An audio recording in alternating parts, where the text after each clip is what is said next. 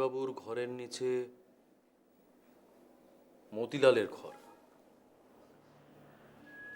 তার পাশে হচ্ছে মাখনের ঘর। খনির ঘরের নিচে বৈঠকখানা, তার মানে এখন যেখানে পুলিশ আড্ডা গেড়েছে। সত্যবতীর ঘরের নিচে হচ্ছে রান্নাঘর, আর সুকুমারের ঘরের নিচে ওই বামুন ঠাকুররা শোয়। তো এই প্ল্যানটা দিয়ে কি হবে? কিছু না। আচ্ছা, তোমার কি মনে হয় যে মতিলাল নিশ্চয়ই খুনটা করেনি, না? না অজিত, সেটা আমি তোমাকে নিশ্চিত করেই বলতে পারি। তাহলে কে করলো বলো তো? দেখো, মতিলালকে তুমি যদি বাদ দাও তাহলে বাকি রইল কে কে। দেখো, মাখন, ফণি, সুকুমার আর সত্যবতী, এদের চারজনের ক্ষেত্রেই কিন্তু স্বার্থ প্রায় সমান সমান। তার মানে তুমি বলছো সত্যবতীও? নয় কেন? না, কিন্তু মেয়ে মানুষ হয়ে। দেখো অজিত, তোমাকে একটা কথা বলি, মেয়ে মানুষ যাকে ভালোবাসে তার জন্য করতে পারে না এমন কাজ সারা পৃথিবীতে নেই। হ্যাঁ, কিন্তু এক্ষেত্রে তো তার কোনো মানে লাভ নেই না, কারণ করালিবাবু তো তার শেষ উইলে লিখেই গেছেন যে সব কিছু তার ভাইকে দিয়ে গেলেন। তুমি আসল ব্যাপারটা বুঝতে পারো, যে লোকটা ঘন ঘন মত বদল করে, উইল চেঞ্জ করে, সেই লোকটাকে যদি খুন করা যায় তাহলে উইল চেঞ্জ করার কোনো ফুরসতি সে পাবে না। তা ঠিক, এই কথাটা তো আমার মাথায় আসেনি। আচ্ছা ব্যোমকেশ, তাহলে তোমার কি মনে হয় যে সত্যবতী? না না, আমি তো তা বলিনি। সত্যবতী হতে পারে, সুকুমারও হতে পারে, আবার একদম বাইরের কেউ হতে পারে। তবে কি এই সত্যবতী মেয়েটি সাধারণ মেয়ে নয়। আচ্ছা ব্যোমকেশ, তুমি তো ডেড বডিটা দেখলে, তা সেইটা নিয়ে তোমার কি মনে হয়? আমার মনে হলো যে খুনি হত্যা করার আগে করালিবাবুকে ক্লোরোফর্ম করেছিল। তুমি কি করে বুঝলে? খুনি করালিবাবুর ঘাড়ে তিনবার সূঁচ ফুটিয়েছিল। ক্লোরোফর্ম না করলে তিনি জেগে উঠতেন। হ্যাঁ, কিন্তু তিনবার সূঁচ ফোটানোর মানেটা কি? মানেটা খুবই সোজা, ধরতে পারলে না। প্রথম দুবারে জায়গাটা খুঁজে পায়নি, শেষবারে পেয়েছে। কিন্তু আসল কথা সেটা না। আসল কথাটা হচ্ছে যে সূঁচটা ফুটিয়ে রেখে খুনি চলে গেল কেন? ওটা তো নিয়ে গেলেই প্রমাণটা আর থাকতো না। হয়তো তাড়াতাড়িতে সেটা ভুলে গিয়েছিল। আচ্ছা ব্যোমকেশ, আমাকে একটা কথা বলো তো, খুনটা যে রাত্রি 12টার সময় হয়েছে, এটা তুমি কি করে বুঝলে? সেটা আমার অনুমান। তবে সত্যবতী যদি কখনো সত্য কথা বলে তাহলে এই সত্যিটা তুমি জানতে পারবে। আর তাছাড়া ওই ডাক্তারের রিপোর্টও তাই বলবে। আর কিছু? আর কিছু বলতে, হ্যাঁ, ওই সুকুমারের টেবিলে আমি দেখলাম যে গ্রের অ্যানাটমির একটা বই আছে। গোটা বইয়ের মধ্যে মাত্র একটা পাতায় কয়েকটা লাইনে লাল পেন্সিল দিয়ে দাগানো আছে। সে কলাইনের মানেটা কি বলো তো? সে কয়লানের মানে হচ্ছে মেডালা আর কশেরু, প্রথম কশেরু সন্ধিস্থলে যদি সূঁচ ফোটানো যায় তাহলে একটা মানুষের সঙ্গে সঙ্গে মৃত্যু হবে। বলো কি? কিন্তু আশ্চর্যের ব্যাপার, ওই লাল পেন্সিলটা কিন্তু আমি সুকুমারের টেবিলে দেখতে পেলাম না। তার মানে? তার মানে ওসব কথা এখন ছাড়ো অজিত। আচ্ছা, তুমি তো সাহিত্যিক, বলো তো থিম্বলের বাংলা কি? থিম্বলের বাংলা? থিম্বল মানে ওই যেটা আঙুলে পরে দর্জিরা সেলাই করে? একদম ঠিক। বাংলা কি হতে পারে? অঙ্গুলিত্রাণ বা কি বলবো, সূচিবর্ম? ওসব চালাকি চলবে না অজিত, আবিধানিক অর্থ বলো। আবিধানিক অর্থ? বাংলায় এর প্রতিশব্দ আছে বলে আমার অন্তত জানা নেই। কি তোমার কিছু জানা আছে? কি হলো? জানা থাকলে আর তোমাকে জিজ্ঞেস করি? দাঁড়াও, তাহলে সত্যি সত্যি অভিধানটা দেখতে হবে। হ্যাঁ, অভিধানটা দেখে এসো তো। কোনো প্রতিশব্দ থাকলে বুঝলে নিশ্চয়ই পাওয়া যাবে। দাও দেখি।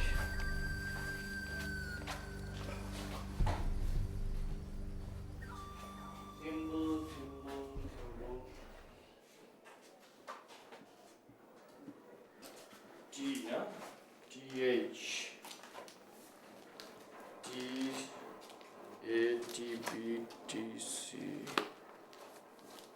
এই যে এইখানে, এই যে ব্যোমকেশ।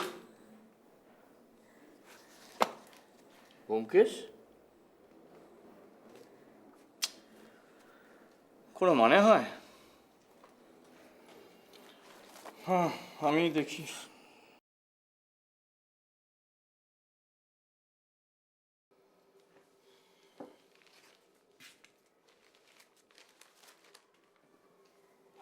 কি হলো কি? ওই উইলগুলো দেখে এলাম, বামন চাকর সাক্ষী রয়েছে, তাতে ওদের টিপসইও রয়েছে। ও, আর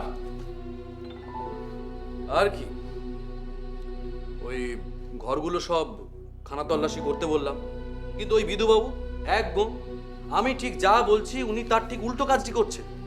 সেই জন্য আমি শেষ পর্যন্ত ওকে ভয় দেখালাম, বললাম যে আপনি যদি আমার কথা মতো না চলেন তাহলে আমি কমিশনার সাহেবকে রিপোর্ট করব। ঠিক করেছো। তারপর? তারপর আর কি, উনি তো এখনো পর্যন্ত সেই মতিলালকেই কামড়ে পড়ে আছেন। তবে অজিত, ওই মেয়েটিকে কিন্তু আমার খুব শক্ত বলে মনে হলো, ভয়ঙ্কর শক্ত। কিছুতেই মুখ খুললো না, মুখ টিপে পড়ে রইল, অথচ এই রহস্যের আসল চাবিকাঠি ওরই হাতে। তাহলে? তাহলে তাহলে আর কি, যদি বিধুবাবু খানা তল্লাশি করে কিছু পান তাহলে এই রহস্যের মোড় ঘুরতে পারে।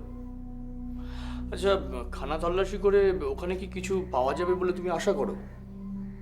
নিশ্চিত করে কিছু বলতে পারি না, তবে ধরো ওই ওষুধের দোকানের কোনো ক্যাশ মোমো বা কোনো পেন্সিল বা, আর যাকগে ওইসব গবেষণা করে এখন লাভ নেই। চলো, খিদে পেয়েছে, স্নান করে খেয়ে নি।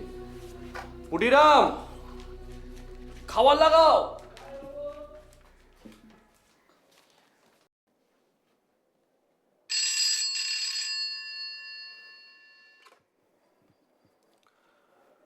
হ্যাঁ, কে ইন্সপেক্টর বলছেন? হ্যাঁ হ্যাঁ, বলুন, কি খবর? সুকুমার বাবুর ঘর তল্লাশি করে তাহলে, হ্যাঁ, অ্যারেস্ট করেছেন? কাকে? সুকুমারকে? হ্যাঁ হ্যাঁ, আচ্ছা। ক্লোরোফর্মের শিশি পাওয়া গেছে ওর ঘরে। আর কি বললেন? উইল? যে রাত্রে করালিবাবু খুন হয়েছেন সেই রাত্রে করা? আচ্ছা আচ্ছা, খুনিবাবু ওয়ারিশ। কোথায় পাওয়া গেছে? ট্রাঙ্কের তলায়? আচ্ছা, ধরুন আমি যদি এখন যাই তাহলে ওই নতুন উইলটা দেখতে পাবো? ও আচ্ছা, বিধুবাবু নিয়ে গেছেন। আচ্ছা, ওই ডাক্তারের রিপোর্ট কি এসে গেছে? কখন? খাওয়ার 3 ঘন্টা পর? তার মানে তো আন্দাজ রাত্রি 12টা নাগাদ। আচ্ছা ঠিক আছে, আমি কালকে সকালে গিয়ে দেখা করছি।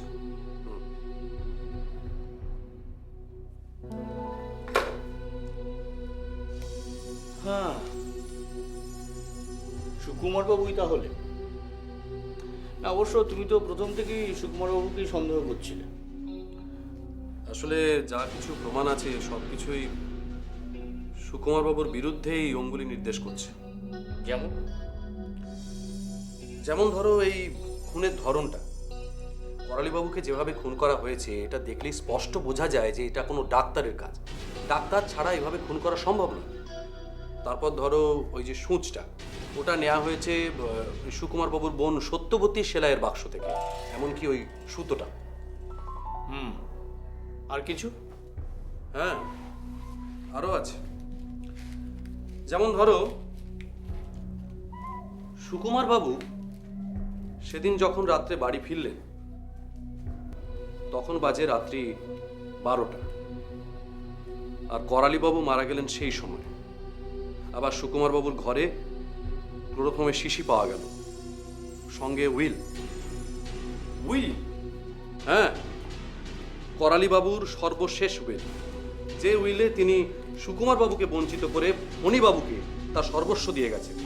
আর তুমি তো জানো যে ওই সুকুমার বাবু আমার সামনে স্বীকার করেছেন নিজের মুখে যে সেদিন সন্ধেবেলা ওই উইল নিয়ে করালি বাবুর সঙ্গে তার বচসা হয়েছিল, হ্যাঁ, তাহলে বুঝতেই পারছো যে সে খুব ভালোভাবেই বুঝতে পেরেছিল যে করালি বাবু এই উইলটা বদলে ফেলবে।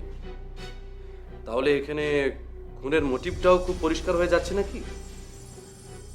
হ্যাঁ, সেক্ষেত্রে সুকুমার বাবুই যে আসামি এ নিয়ে আর কারোর কোনো সন্দেহ থাকার অবকাশ নেই। না, কোনো সন্দেহ নেই। আচ্ছা অজিত, সুকুমারকে তোমার কেমন মানুষ বলে মনে হয়? মানে খুব বোকা বলে মনে হয় কি? কখনোই না।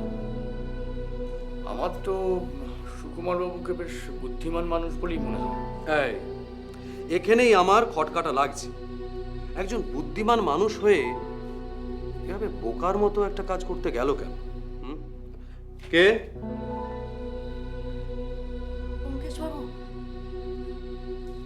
অঙ্কেশ বাবু, আপনি আমার দাদাকে বাঁচান। আমার দাদাকে রক্ষা করুন অঙ্কেশ বাবু। আমার দাদা। আপনি আপনি বসুন, আপনি বসুন। আপনি এখানে আসুন আসুন।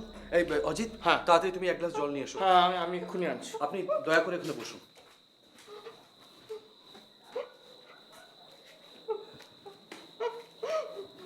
দেখুন, আপনি উতলা হবেন না। আগে শান্ত হন, তারপরে আপনার সব কথা শুনছি। জল, এই জলটা খেয়ে নিন। নিন, জলটা খেয়ে নিন। ধরুন।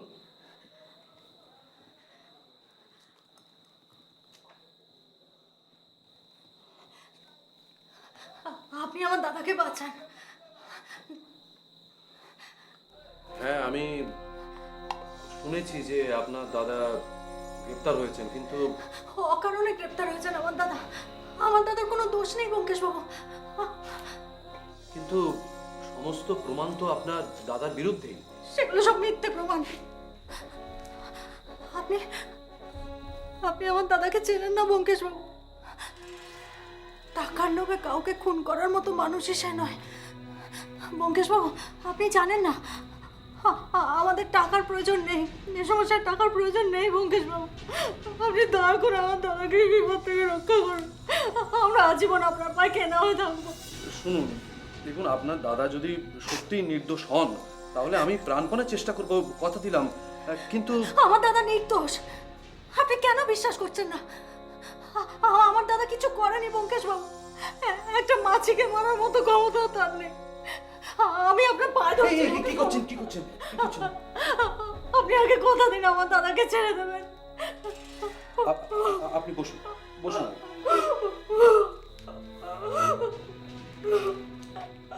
দেখুন, আপনি ভুল করছেন। আপনার দাদাকে ছেড়ে দেবার মালিক আমি নই, পুলিশ। আমি বড়জোর চেষ্টা করতে পারি, কিন্তু চেষ্টা করতে গেলে পুরো ঘটনাটা আমার জানা দরকার। আপনি যা জানেন আমাকে বলুন, কোনো কিছু গোপন করবেন না, তাহলে কিন্তু আমার পক্ষে কিছুই করা সম্ভব নয়।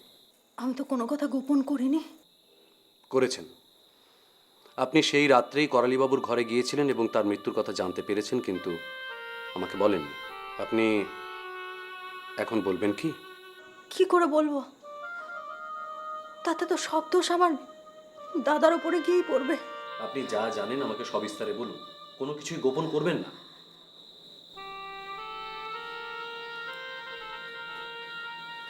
বলছি, এছাড়া আর তো কোনো উপায় আমার নেই।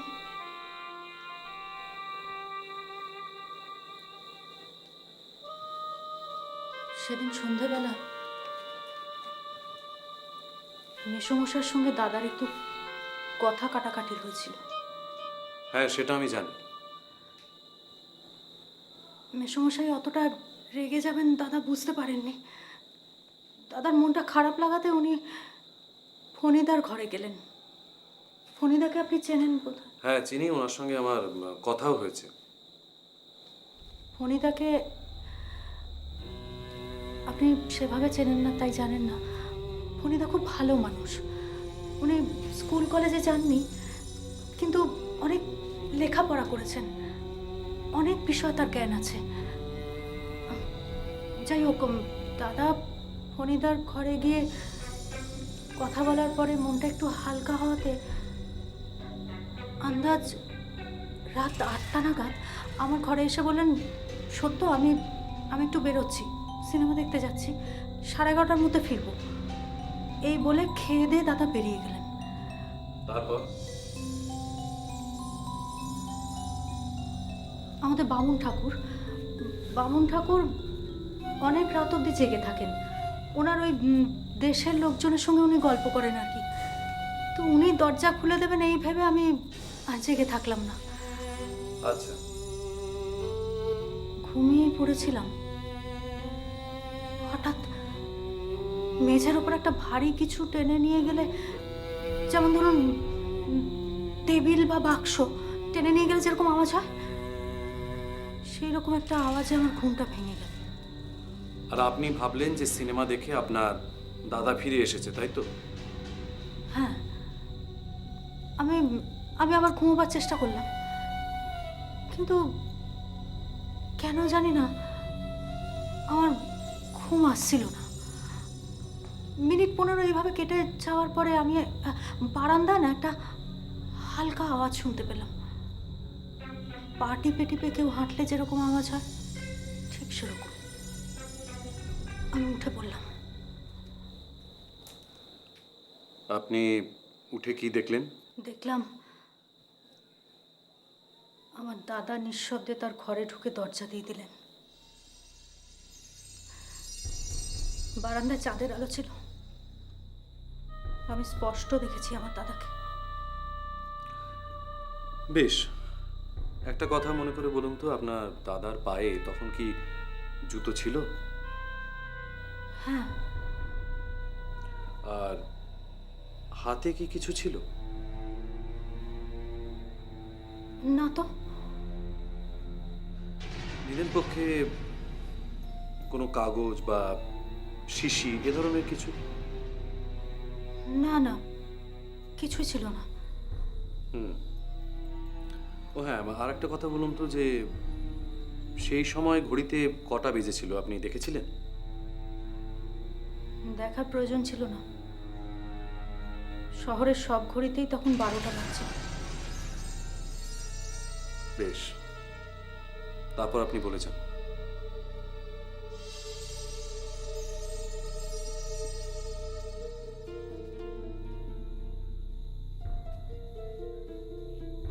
প্রথমটায় আমি কিছু বুঝতে পারিনি। 15 মিনিট আগে তো দাদা বাড়িতে ফিরলেন, সেটা ওনার ঘরে আওয়াজ থেকেই আমি বুঝতে পেরেছিলাম। তবে আবার দাদা কোথায় গেলেন?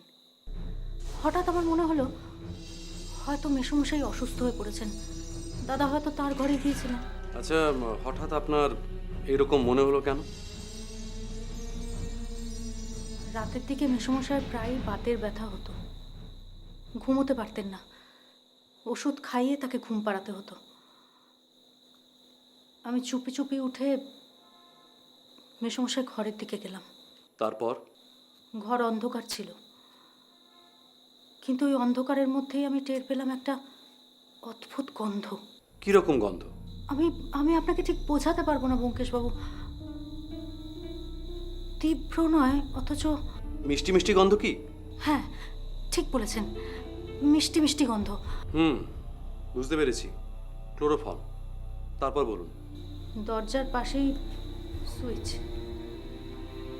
আমি আলো জ্বালিয়ে দেখলাম মেসোমশাই খাটে শুয়ে আছেন, ঠিক যেন ঘুমোচ্ছেন। আমি দরজার পাশে কিছুক্ষণ দাঁড়ালাম, মনকে বোঝাবার চেষ্টা করলাম ওটা ওষুধের গন্ধ। ওষুধ খেয়ে মেসোমশাই হয়তো ঘুমিয়ে পড়েছেন। তারপর আপনি কি করলেন? আমার পা কাঁপছিল। আমি আস্তে আস্তে মেসোমশাই খাটের দিকে এগোলাম। ঝুঁকে পড়ে দেখলাম ওনার নিঃশ্বাস পড়ছে না। আমি আপনাকে বোঝাতে পারবো না ব্যোমকেশবাবু, তখন আমার বুকের ভেতরটা কিরকম করছিল, মনে হচ্ছিল এক্ষুনি অজ্ঞান হয়ে পড়ে যাব।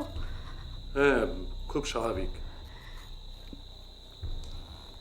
মাথাটা বোধহয় একটু টলে গেছিল।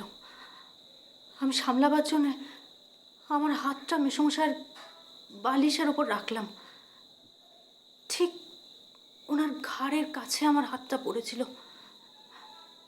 কাঁটার মতো কি যেন একটা আমার হাতে ফুটলো। তাকিয়ে দেখলাম একটা ছুঁচ মেসমশার ঘাড়ে বেঁধানো। তারপর আপনি সেখান থেকে চলে এলেন, তাই তো? হ্যাঁ, তারপরের কথা তো সবই আপনি জানেন। কিন্তু আমার দাদা এই কাজ করতে পারে না ব্যোমকেশবাবু। তবু এ কথা যে কাউকে বলা যায় না সেটা আমি বুঝতেই পেরেছিলাম। পরদিন সকালে কোনো রকমে 1 কাপ চা করে নিয়ে আমি মেসোমশাইয়ের ঘরে গেলাম। বাবা, আপনি তো অসাধারণ মেয়ে। আপনার জায়গায় অন্য কেউ হলে চেঁচামেচি করে মূর্ছা হিস্টেরিয়ার চোটে তো বাড়ি মাথায় করতো। শুধু দাদার জন্যে। বুঝতে পেরেছি। আপনি এক কাজ করুন, আপনি এখন বাড়ি ফিরে যান। কালকে সকালে আমি আপনার ওখানে গিয়ে দেখা করব। কিন্তু আপনি তো আমাকে কিছু বললেন না। দেখুন, বলার কিছুই নেই। প্রথমে আপনাকে আশ্বাস দিয়ে পরে যদি কিছু করতে না পারি। আসলে এর মধ্যে বিধুবাবু বলে একজন আছেন কি না, তাই ভয় হয়। তবে চিন্তা করবেন না, আমি আপনাকে এটুকু বলতে পারি যে আপনি এতক্ষণ আমাকে যা বললেন, এগুলো যদি আমাকে আগে বলতেন তাহলে কোনো গোলমালই আর থাকতো না। ব্যোমকেশবাবু, দাদা ছাড়া আমার আর কেউ নেই। হ্যাঁ, আমি সেটা জানি সত্যবতী দেবী। আমার মনে হয় অনেক রাত হয়ে গেছে, এবার আপনার বাড়ি যাওয়া উচিত। মানে বুঝতেই পাচ্ছেন, এটা একটা ব্যাচেলার্স এস্টাবলিশমেন্ট। কিছু মনে করবেন না। নমস্কার। হ্যাঁ, নমস্কার।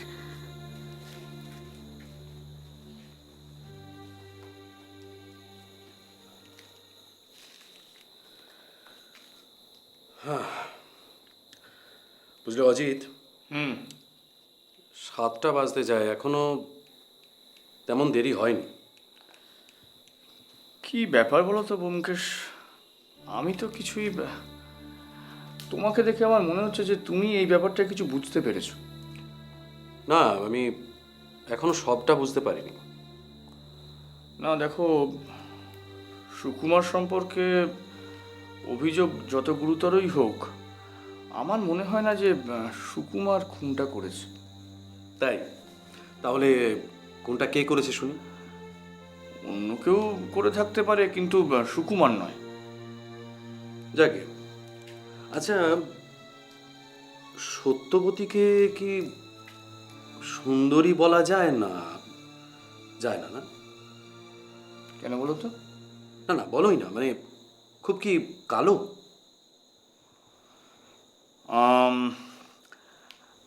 সাধারণ মানুষের চোখে হয়তো কালো, কিন্তু অবশ্যই কুৎসিত নয়, বরঞ্চ সুন্দরীই বলা চলে।